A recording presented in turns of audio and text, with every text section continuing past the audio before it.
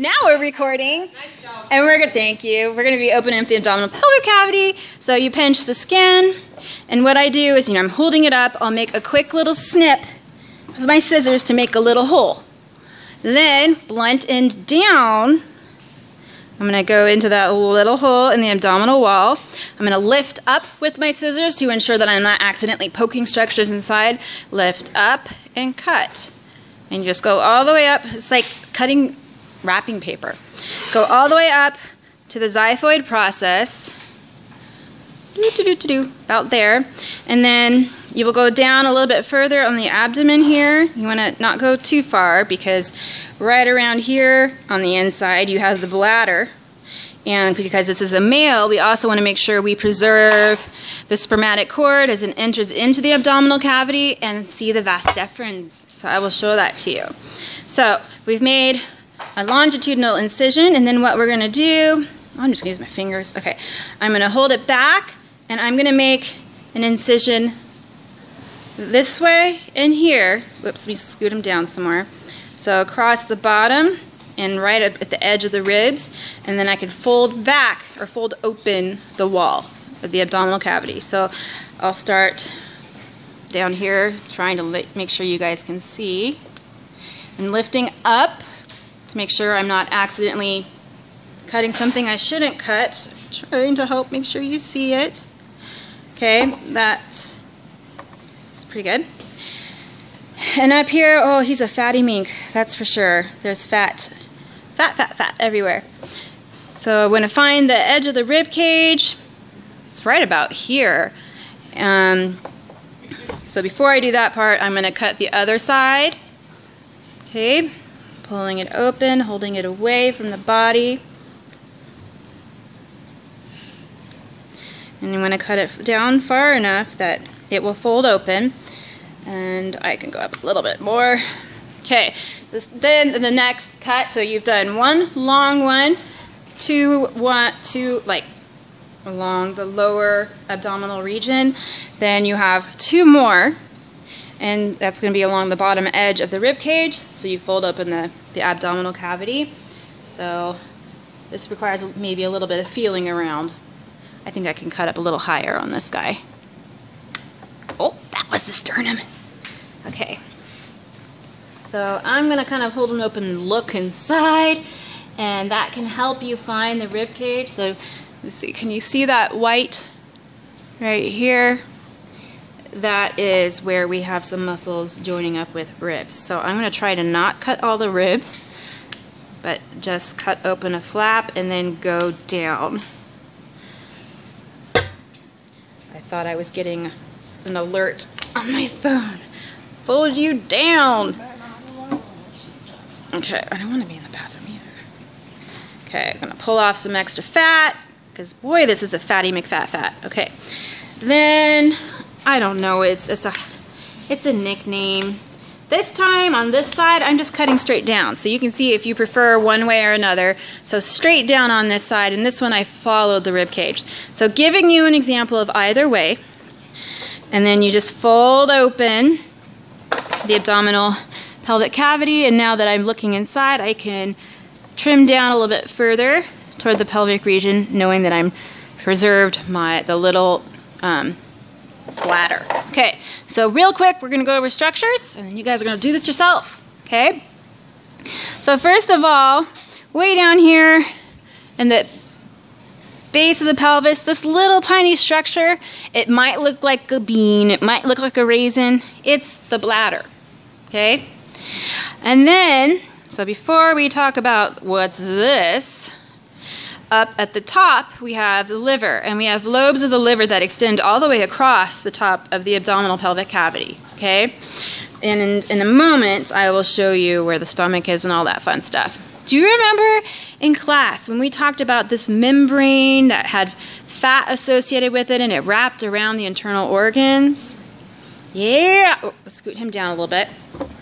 So this membrane here is the greater omentum, and it folds right over your digestive tract, digestive system, and it helps with temperature regulation, helps with shock absorption, storage of lipids and fats. Fold it back. Oh, we have intestines. But you know what? Before I do that, I want to talk about the stuff above it just for a sec. So above that greater omentum, we got to find the stomach. The stomach is hiding on this guy. Stomach is going to be actually found underneath, underneath the liver. So I'm just going to have to expand it. So here is the stomach. And this is the top edge of the stomach. You see there's like this little membrane attached to it. That's actually the lesser curvature of the stomach. And so this little membrane with a little bit of fat, that is your lesser omentum.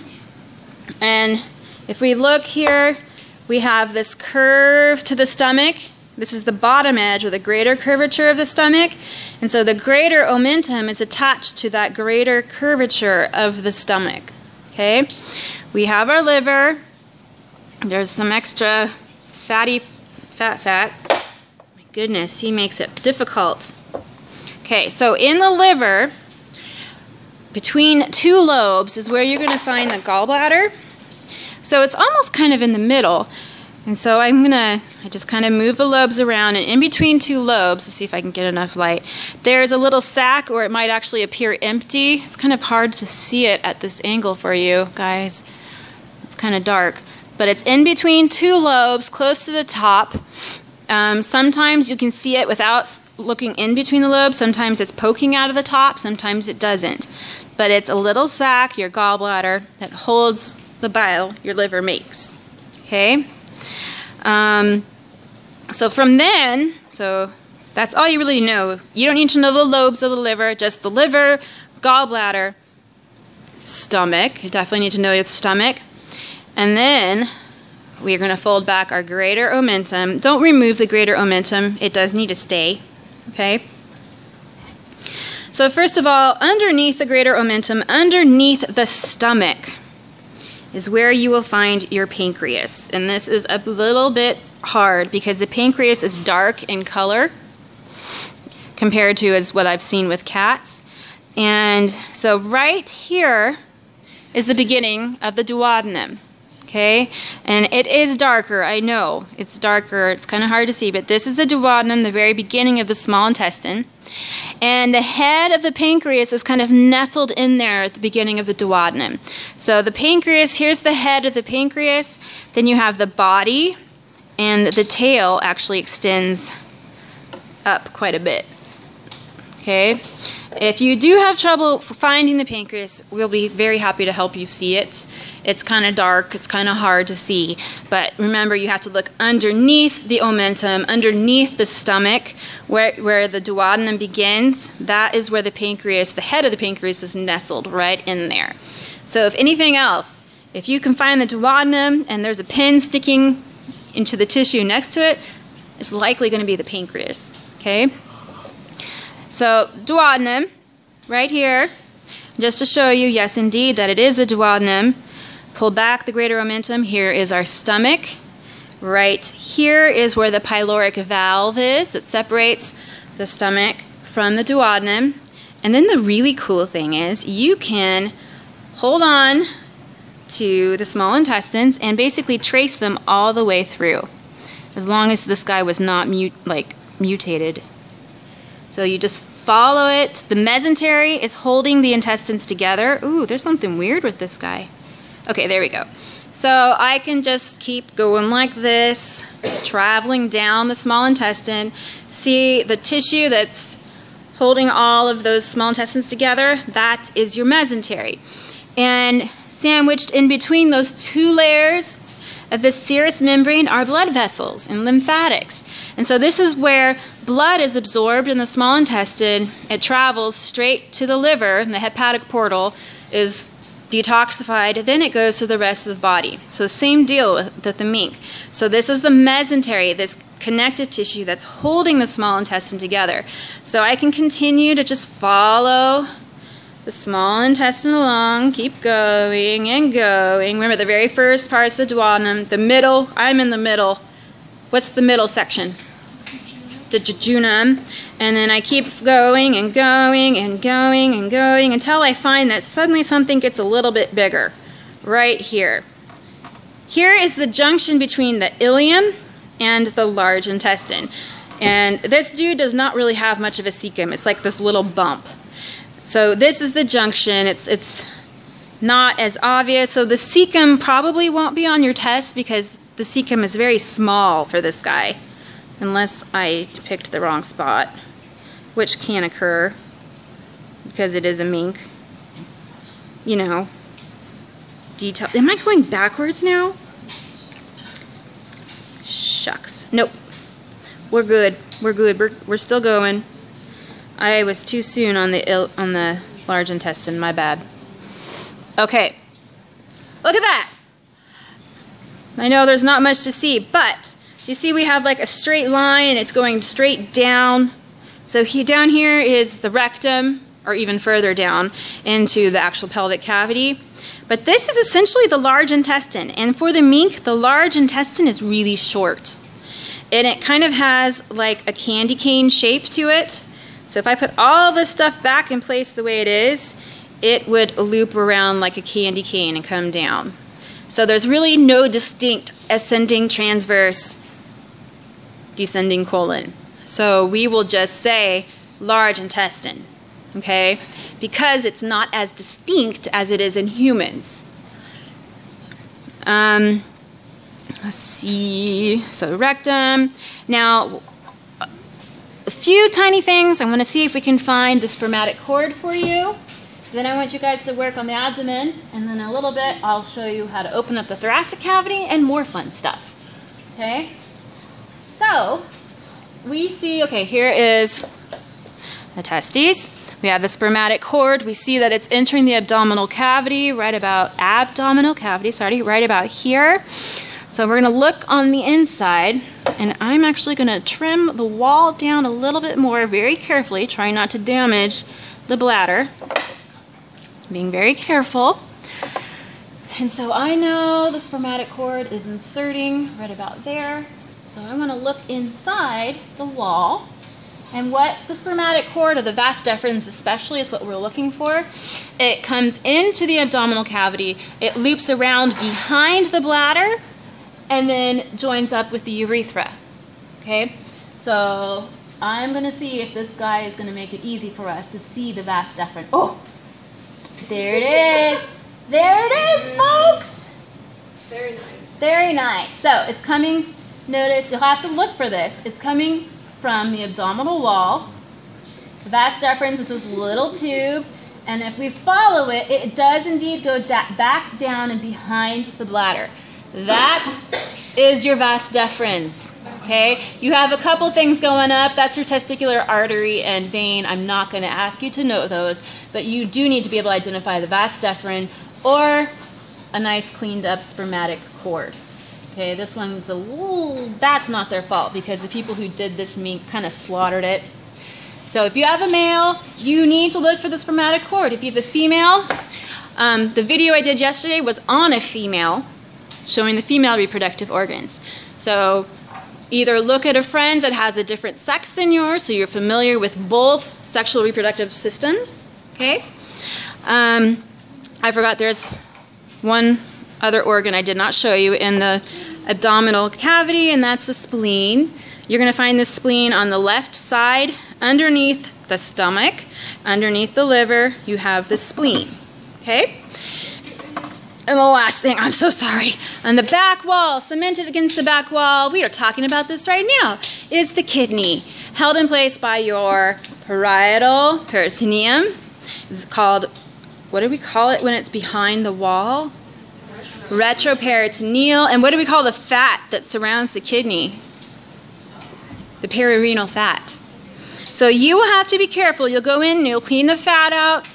You have to watch out for the renal artery and the renal vein, which right here you can see this lovely blue branch to the kidney. That's your renal vein.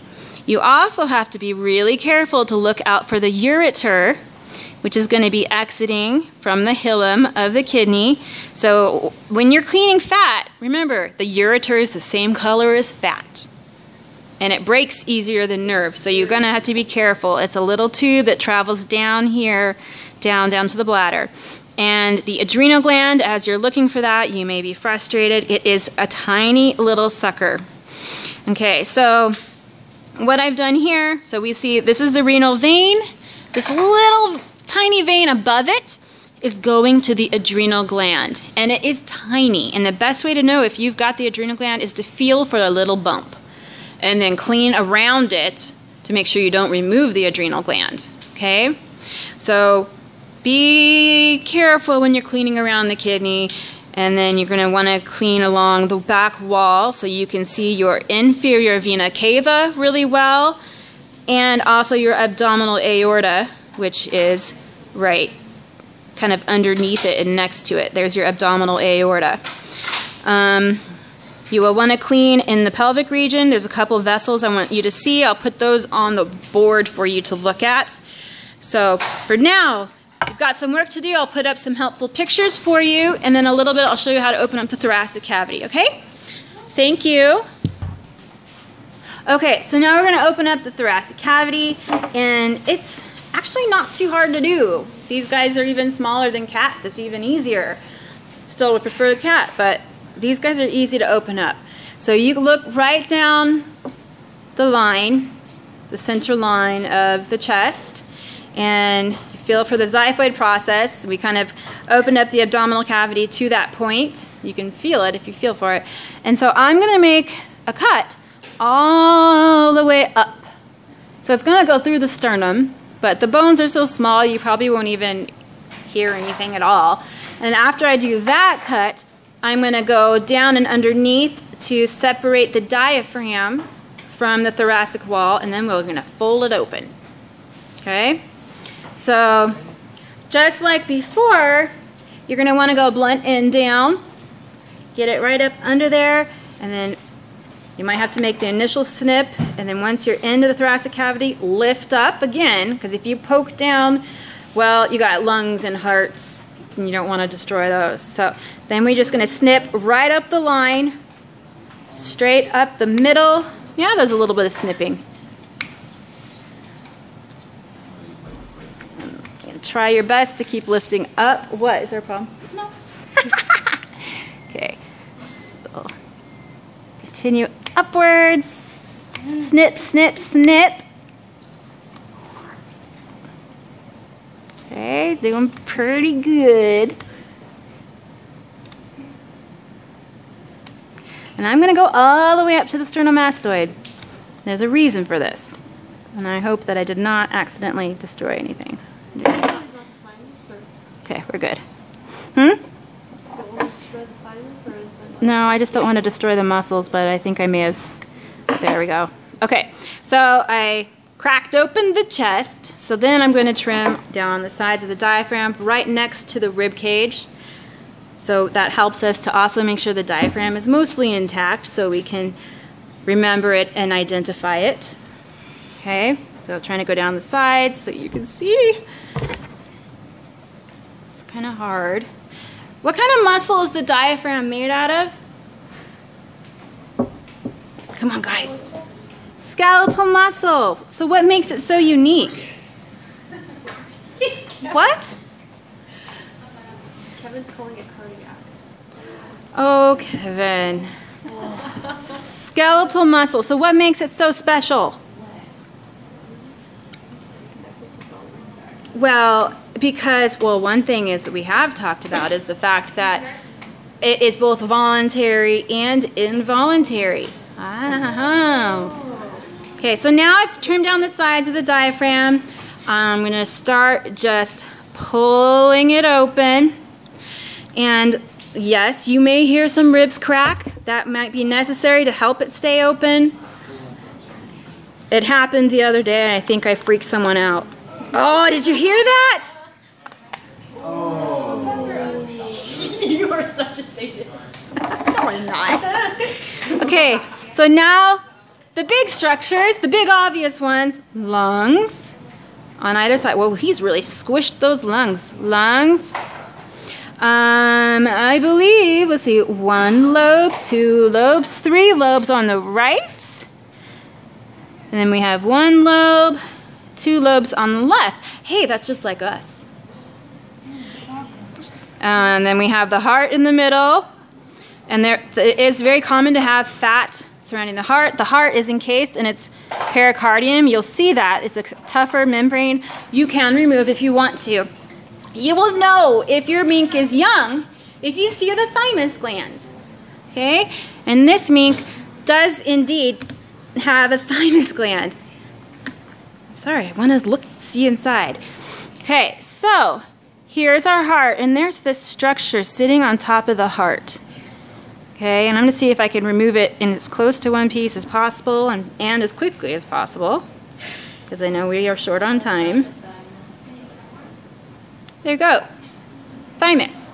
This is one of the smaller thymuses I've seen.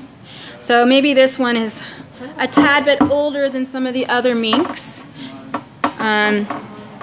It's a glandular tissue, so then once you've removed that, you will need to use your blunt probe, and your goal is to clean up all the rest. You know, there's a little bit of thymus still left. Clean up the connective tissue thymus, any fat, and we want to be able to visualize some very important vessels. Okay? So once you have opened this up, you're going to spend time cleaning in the upper thoracic region. And there are several vessels that are very important that you do need to know. Did I put them on the board? No. But it is in my other video. I'll make sure you know it. It is brachiocephalic vein and artery, common carotids, and the jugulars. So you got to clean up in here. And one of the things is that your vagus nerve travels down along either side of the heart, and then down the sides, and then it innervates, goes down through the diaphragm to the enteric plexus. So you will see a little white band like this on either side traveling down, and that is the nerve. So don't remove that. So you need to just be really careful and just gently break connective tissue so that you can see those vessels and identify them. Okay? That's your major thing. Intercostal artery, nerve, and vein, and internal intercostal. So I'm just kind of trying to clean this inside of the rib cage. Oh, there's juicy juice. Okay, drain a little bit from there. And so at the base of each rib, we have that costal margin. You remember that from last semester? Running along that costal margin, we have the intercostal nerve, intercostal artery, and vein. So what I'm trying to do, I'm trying to remove the visceral pleura from the wall of the thoracic cavity so that we can access what's attached there at the bottom of that costal margin. Oh, did I just break it? No. Oh no! Did I break the nerve? I broke the nerve! Okay, I'll do it again. So you kind of rub along the top of the rib, not the bottom edge, because you don't want to damage the nerve like I just did. Okay, so now I'm... Oh! But I just had it! The nerve is out! It's still going. Oh, is it? Oh, I can say okay? Yeah. Okay. So, flash is low. We'll get closer. All right, now I can't even see it. All right. So, get on the bottom edge, and you see that lovely nerve there? Intercostal nerve. Now, if they injected these well, which so far I'm not seeing, if you see a pink string, it's the intercostal artery. If you see a blue string, it's your intercostal vein. Okay? And if we're looking at the muscle in between the ribs on the inside, what muscle do you think we're looking at? Like right there. It's between the ribs. Yeah, internal intercostal muscle. So right on the inside. Okay, and then remembering your diaphragm, even if it's cut funny, like Dr. Wright maybe didn't cut it the best in the world, you also have to be able to identify your diaphragm. Okay, so you will need to spend time up here cleaning and separating so you can see those nerves and those big arteries and veins. Okay, I will let you guys at it and make sure we get these videos up for you. Thank you.